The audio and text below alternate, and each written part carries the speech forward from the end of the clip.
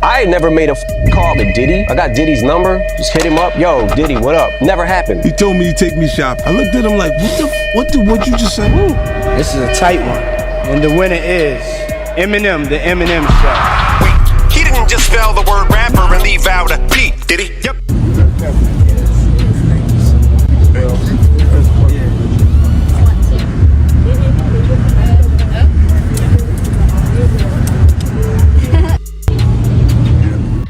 But when 50 Cent and others said that all this happened between Diddy and TD Jakes, what response did TD Jakes give to that? That's why people get on my nerves talking about who you should be seen with. I do homeless shelters. I walk in prison ministries. I deal with murderers. I deal with rapists and killers because they're our children, our sons, and our daughters. I stopped by Puffy's house for 30 minutes to say happy birthday to him during the day at 2 o'clock with staff people. And out of that came a love affair and all kinds of stuff. You too?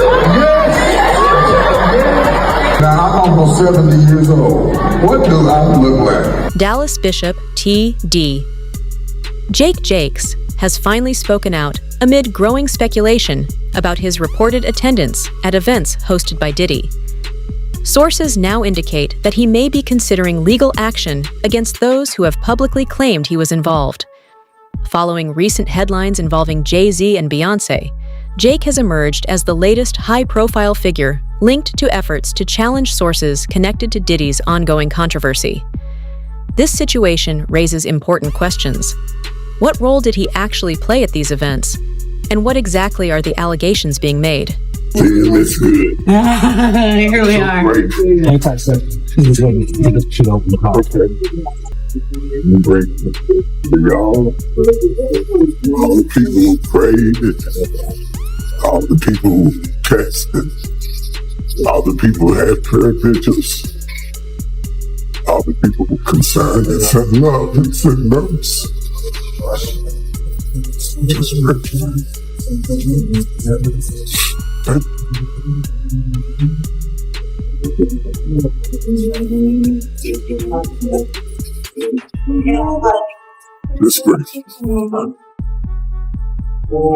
Not afraid to die.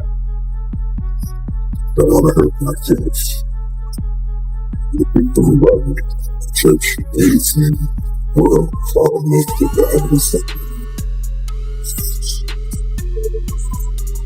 On November 25th, Bishop T.D. Jakes filed a defamation lawsuit against Pastor Dwayne Youngblood, who had publicly accused him of misconduct dating back to when Youngblood was just 18. Youngblood claimed the incidents occurred during church services and said he had witnesses and phone records to support his story.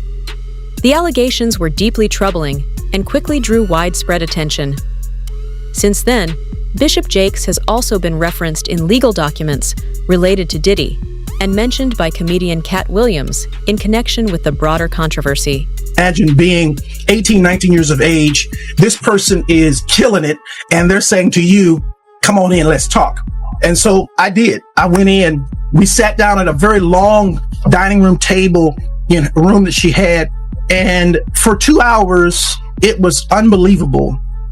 Pouring of heart, crying, him talking about my father. We talking about these scenarios. And I inwardly just knew I had finally found someone who could get it.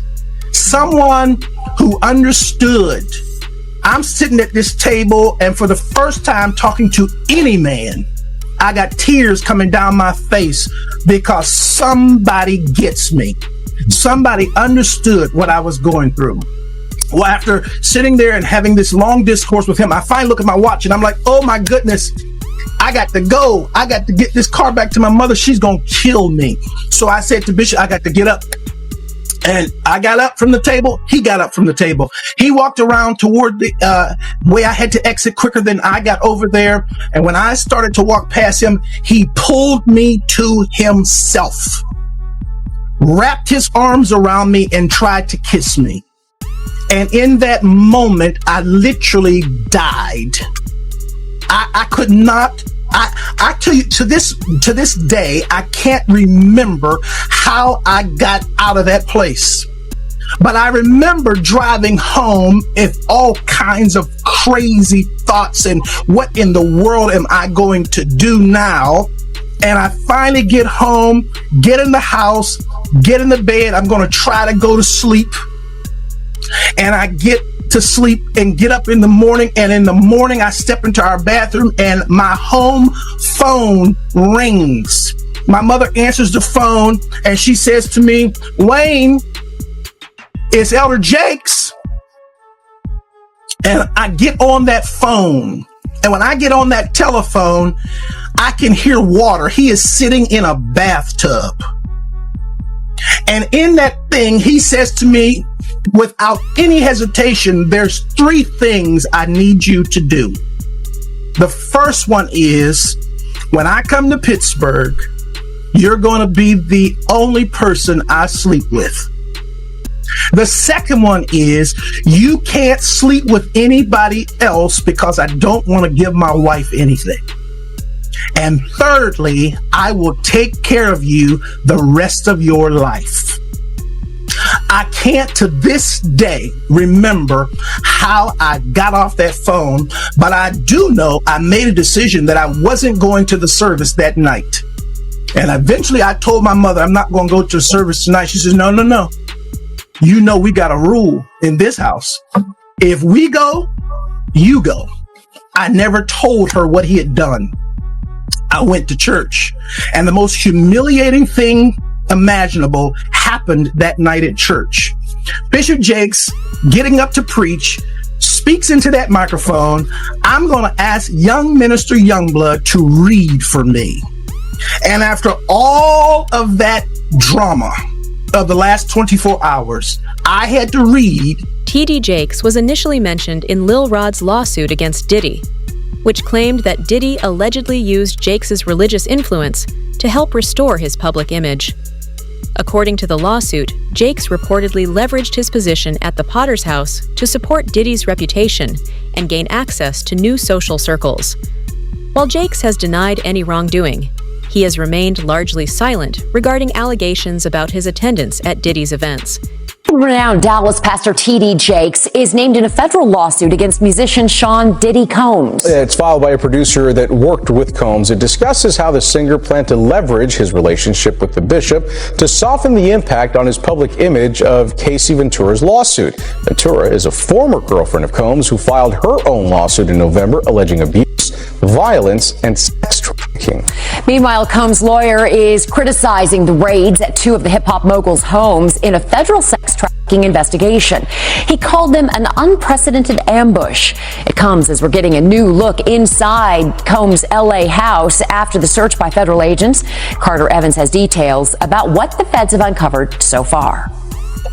Guns, cell phones, and other electronics are among the items taken from the homes of music mogul Sean Diddy Combs, according to a source familiar with the search warrant performed by federal agents at his properties in Los Angeles and Miami.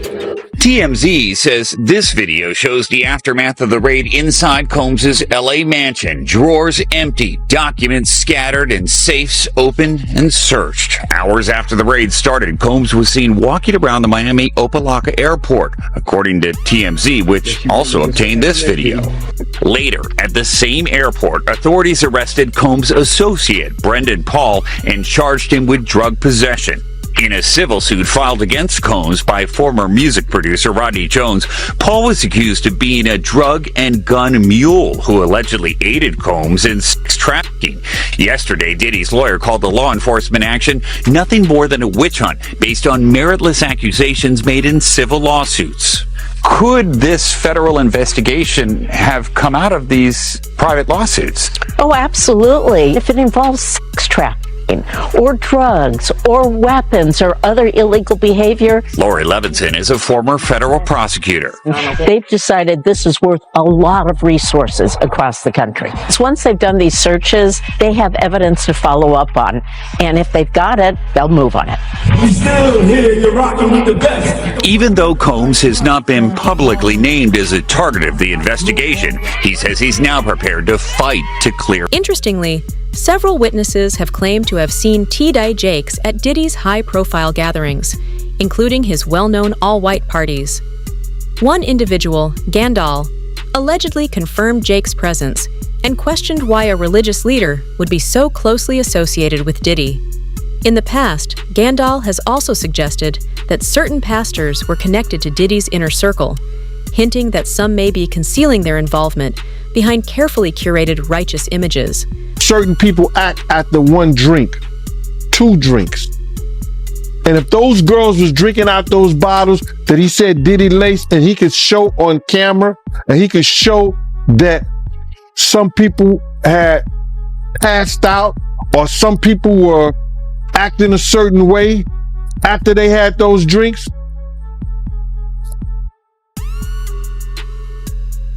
he won his case on that one. When you was around Diddy, was he doing drugs, like party drugs, like ecstasy and stuff like that? Diddy wasn't the dude he is today when I was around him. You understand? He had just started. When I was about to leave, he had just started with because he never smoked weed, he never smoked cigarettes. I never seen him do cocaine or none of that shit. You understand? He would have it for people to do it. You understand? It's certain of his girls like to do it, and he would make sure it would be there. But he wasn't the one that did it. Diddy didn't start getting hooked on drugs until he got hooked on those painkillers. After he got hooked on those painkillers, he started drinking more, because he wouldn't even drink hard liquor. He was only drinking champagne, Don P or Cristal. He was not drinking hard liquor then. Yeah, that's real talk, man. And he also claims that, Diddy, he was using TD Jakes to fix his image. You believe that? Well, we saw that to be true anyway. That's what he was trying to do all that time. That's why TD Jakes was there, to try to fix his image. Diddy, known for fiercely protecting his billion-dollar brand, has always prioritized his public image. Reports suggest he made substantial donations to TD Jakes' megachurch, with Jakes allegedly helping to bolster Diddy's reputation in return. Since being named in the lawsuit, sources say Jakes has been under intense pressure, at one point nearly collapsing on stage. Those close to him claim he is deeply concerned about being pulled further into the legal fallout and is trying to keep the situation as quiet as possible. Get right into it, man. How you feel about these rumors surrounding, Diddy and TD Jakes? Man, what I think about it is this,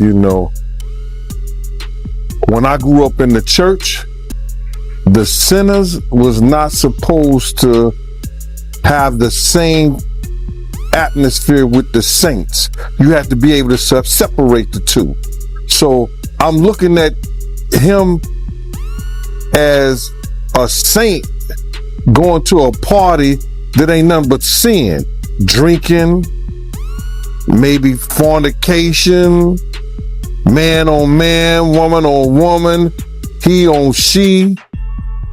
But maybe he'd have to lay some hands on somebody. Maybe he'd have to save some souls. I know he got a contract with Revolt, so I'm just like, it's just real strange that he would be found at any kind of Diddy party or any kind of place with Diddy unless it's in a business atmosphere. So now what he's doing is he's making the Christians look real bad right about now. And you've been to these parties, right? Oh yeah, I was there when he was doing the white parties in the Hamptons and the whole 9 yards. So I know what goes on at the parties. If they probably got a little bit more freakier, as time went on, because they got to the point whereas that they didn't even care. It used to be secretly, where people used to go to, separate rooms and different rooms, and they wasn't doing that out in the public, but now they don't care. Men kissing men and all this other that's just crazy. So why do you think he was going to these parties? I think that he's going to the Diddy parties, bruh. If he's going well, we know he's going to the Diddy parties, and I know that it's I know what usually happens at the Diddy party, or when we told this happened at the Diddy parties. Maybe he need to see it for himself, man. Maybe he need to go there and really be involved in some things that could help save some individuals while they going to those parties. Or maybe he just going to, man, it's hard to even talk about. Why would you find a religious man, you know, when you know that the saints supposed to separate themselves from the sinners? And why would a religious man like himself be at a party which ain't nothing but sin that's going on, bro? Whether it's drinking, maybe fornicating, maybe, like I said, men on men, women on women. It's hard to put in perspective unless he's involving himself what is actually going on at the parties. It's hard, brother. Bruh, you know, you can't, I really don't know why, as a spiritual advisor to him, that they buddy while he got a party with him like that and be at his parties. It's got to be, maybe it's something more that... Reports have emerged claiming that a pastor appears in footage obtained during federal raids on Diddy's Miami mansion. While officials have not confirmed the individual's identity, some sources, including Gandal and alleged victims, have suggested it could be T.D. Jakes. These recordings are believed to be a major source of Jake's concern, as their release could seriously damage his reputation and potentially result in legal consequences. Or his celebrity friends is going to speak or say nothing until they're either contacted or they know what they really got. So you feel like they might be worried that they might be on tape at one of Diddy parties doing something they wasn't supposed to be doing? I think that the celebrities that may be worried is because what Lil Rob said. Lil Rob said in his affidavit that Diddy had every room taped and bugged.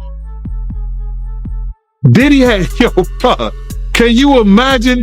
He had every room taped and bugged, and they found little bugs and little tape recorders. I mean, little those micro projectors or whatever like that, or video cameras. They found them in the house, bro. So by them having those things in the house, and people know there's drugs, there's alcohol, there's loose women, there's loose men,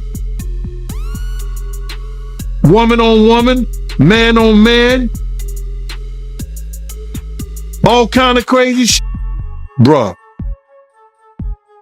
they just wondering who or when they're going to let this stuff be. Several legal experts have highlighted a troubling pattern in the allegations surrounding Diddy and members of his inner circle, suggesting that the alleged abuse was driven not merely by desire, but by power, control, and dominance. T.D. Jakes' accuser has shared a similar account, claiming he was made to feel powerless and humiliated, even recalling an incident in which Jakes allegedly told him he was owned. These statements point to deeper issues of manipulation and authority at the heart of the controversy. The questions remain: why do these accounts continue to gain credibility, and what are the implications for those involved? Believe in these cases, and why didn't you believe in others that you were presented with? Well, the thing with a sexual abuser is they follow a pattern. They fall to type, and you become very clear on what that pattern is, particularly a serial sexual abuser.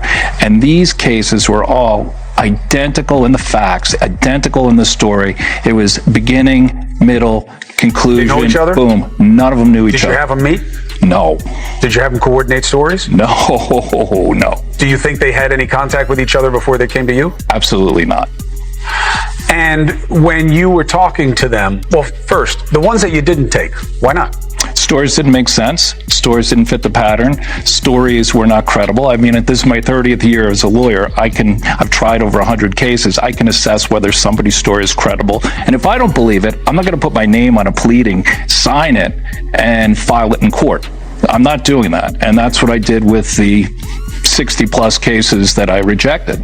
And this is not really your area of expertise. If people will look you up, celebrity lawsuits is not really where you make your bones. Why this? Well, I was involved in the Weinstein litigation. Right. I was involved in the Paducah litigation. I was involved in the Hayden litigation. Why did I do this? I do this because it's important. I think it's important for people to be heard, have their chance to get the power back. Because sexual abuse, sexual assault is about one thing: taking power, humiliating, demeaning a person and a victim. It has nothing to do with sex. And so I think it's important. I think it's important to get the word out. I think it's important for men to feel, hey, look, I can come out and be heard just like a woman could. And the defense that, look, they knew what they were getting into. These are regrets. They went there, they partied, and now they see a pocket. No, I don't think so. My client were they gay men? One was bisexual, the other ones were not. And they were going there. The client was bisexual, worked for Diddy. Diddy owed him money for doing errands for him and being his step and fetch, for lack of a better word. And I think it was a power move. It was a clear power move because this guy had the nerve to come to him and say, you owe me money. And so Diddy said, come on to the Intercontinental Hotel. He gives him the drug, knocks him out, sodomizes him. And I won't use the term that my client used, but said he tried to turn me into his B word. And I think it was a clear power move on each and every occasion. I think the ones that took place in the Park Hyatt, that wasn't partying. My client met him at a nightclub in the city here with a music producer. He didn't think he was getting into that. The man who was in the Hamptons, he thought he was going to a white party. Who wouldn't want to go to a white party? I would have gone to a white party back in the day. I wouldn't go now, but they went there innocently. Some believe that T.D. Jakes may have been another figure ensnared in Diddy's alleged web of influence. According to these claims, Diddy would invite high-profile guests to his parties, allegedly drug them, and secretly record compromising footage. This material was reportedly used as leverage to maintain control over certain individuals, possibly including Jakes, though none of these allegations have been officially confirmed. It's all about the money. They saw what he did to Cassie. With the kicking, the punching. They saw what they did to Cassie. They know that nobody in America like that. So now, these people are represented by a brand. Whether it's something about the music, clothing, movies, they're not gonna come out and speak on nothing that has anything to do with them, and they praying that they not on the tape doing crazy stuff, being oiled up in the whole 9 yards. They praying. So until the feds say, hey, yo, listen here.